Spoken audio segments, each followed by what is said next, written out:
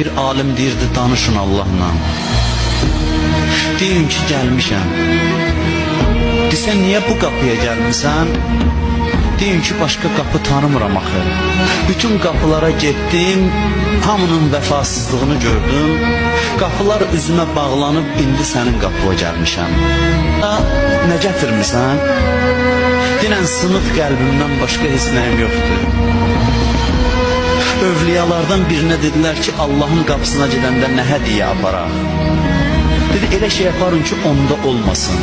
O nədir? O sınıq ürək, ağlar göz. Bu şəkildə gedin Allahın qapısına. Dinən sınıq ürəyimdən, qəmli qəlbimdən başqa heç nəyim yoxdur. Nəyim yoxdur. Ondan sonra dinən ki, mən kiməm sənin qapıya nə gətirəm? Mən əli boş gəlmişəm, çünki kərim şəxsin qapısına gəlmişəm. Əgər sən o dünyaya ki gedirsən, orada səndən soruşsalar nə üçün əli boş gəlmişsən, onda sən cavab ver. Denən ki, mən kərim şəxsə qonaq gəlmişəm.